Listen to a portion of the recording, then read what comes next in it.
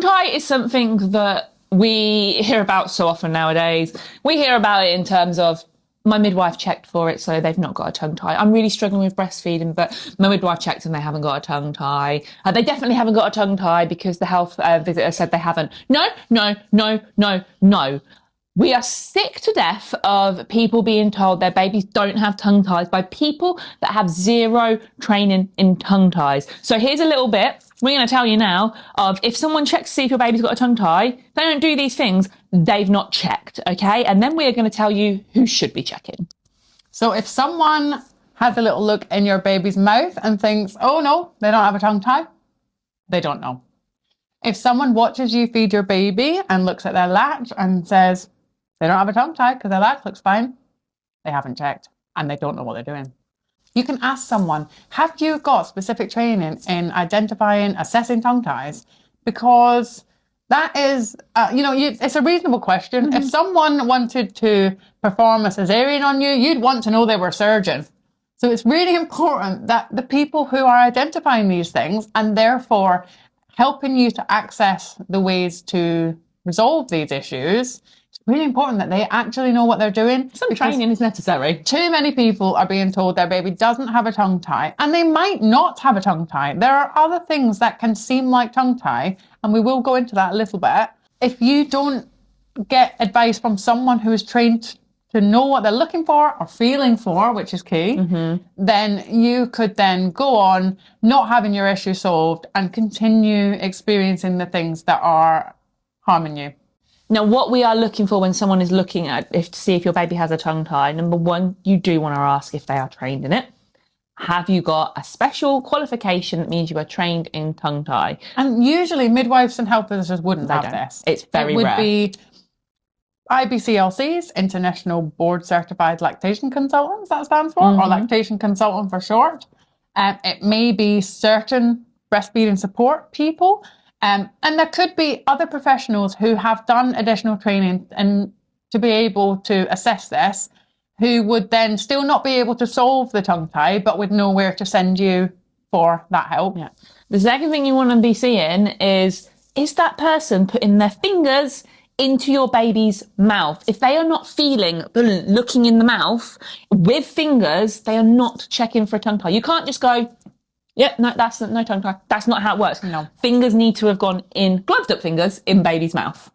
And it's important to know that a tongue tie can't always be seen. Sometimes it could look like a child doesn't have a tongue tie until certain exercises have been done to release additional tension that they have that has maybe happened as a result of the tongue tie to try and compensate for that tongue that's not able to move fully.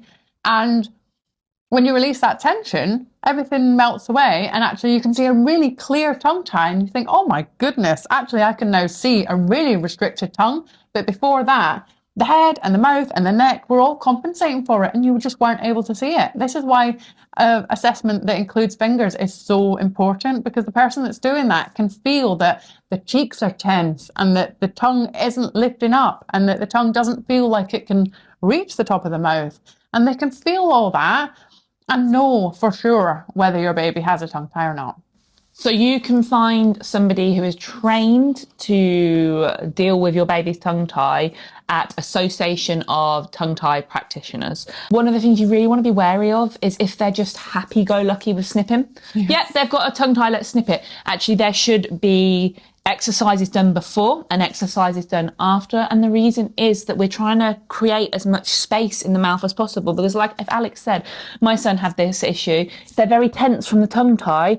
You can't snip as much of the tongue tie. Lots of exercises need to be done to release the tension, because then you will see more tongue tie. Therefore, you can get a better snip and you're less likely to have reattachment. You're less likely to have issues going forward. And they actually know how to use that tongue a little bit better once it's released and it's not just flopping about or remaining where it has been, even though the tie is not there anymore. For some children, the exercises are enough to give that tongue a really good function, and they realise that when the tension is gone, perhaps that tension was there from birth, perhaps they were born by forceps or they were in a poor position in the womb. And so actually when that tension has been released, their tongue is actually able to move freely and it being cut isn't necessary. Yeah. So worth bearing that in mind as well. Not all tongue ties need cutting.